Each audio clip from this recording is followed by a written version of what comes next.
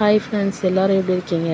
இன்றைக்கி வீட்டில் புதினா தான் இருக்குது. புதினா வச்சு நம்ம சிம்பிளான டேஸ்ட்டான ஒரு புதினா துவையல் செய்யலாம். வாங்க வீடியோக்குள்ளே போகலாம். புதினாவை இந்த மாதிரி நல்லா க்ளீன் பண்ணி வச்சுக்கோங்க. க்ளீன் பண்ணி புதினா எடுத்து வச்சதுக்கப்புறம் இது கூட தாளிப்புக்காக 5-6 காஞ்ச மிளகா, ஒரு லெமன் சைஸ் புளி, கடலைப்பருப்பு, உளுத்தம்பருப்பு, கொஞ்சம் இஞ்சி, ஒரு 6-7 பல்லு பூண்டு எடுத்து வச்சுக்கோங்க. கடாய் சூடானதுக்கப்புறம் ஒரு 2 ஸ்பூன் எண்ணெய் ஊற்றிக்குங்க. எண்ணெய் ஊற்றினதுக்கப்புறம் பார்த்திங்கன்னா அதில் கடுகு, சீரகம், சோம்பு, 2 மிளகு போட்டு நல்லா பொரிஞ்சு அதுக்கப்புறம் கடலைப்பருப்பும் உளுத்தம்பருப்பும் போட்டு நல்லா வதக்கி எடுத்துக்கோங்க.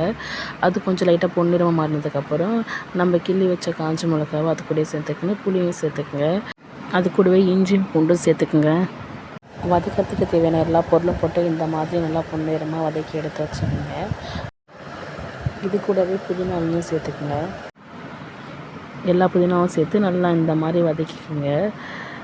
வதங்கினதுக்கப்புறம் பார்த்திங்கன்னா உங்களுக்கு தேவையான அளவு எவ்வளோ உப்பு வேணுமோ அந்த உப்பு கொஞ்சம் கூட சேர்த்துக்குங்க. சேர்த்து அதையும் நல்லா சேர்த்து வதக்கிங்க. வதக்கும் போது பார்த்திங்கன்னா தண்ணி இல்லாமல், நம்ம இப்போ புதினா வதக்குறோம் அப்படின்னா எப்படியும் அடியில் தண்ணி நிற்கும் இல்லையா, அந்த மாதிரி தண்ணி எதுவுமே இல்லாமல் நல்லா வதக்கிக்கோங்க.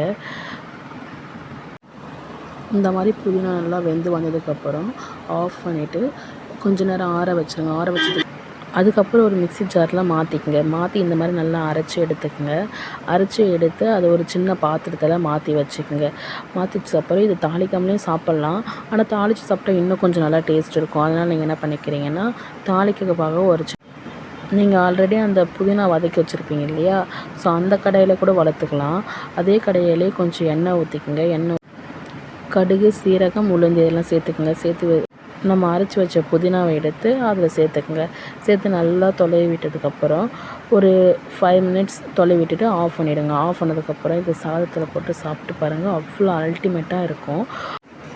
அவ்வளோதாங்க, ஈஸியான புதினா துவையல் ரெடி. இது சாதம், தோசை, இட்லி எல்லாத்துக்குமே சூப்பராக இருக்கும். ஒரு வாட்டி நீங்கள் ட்ரை பண்ணி பாருங்கள்.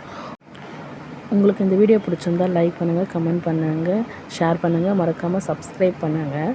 பாய் ஃப்ரெண்ட்ஸ், நெக்ஸ்ட் வீடியோவில் பார்க்கலாம்.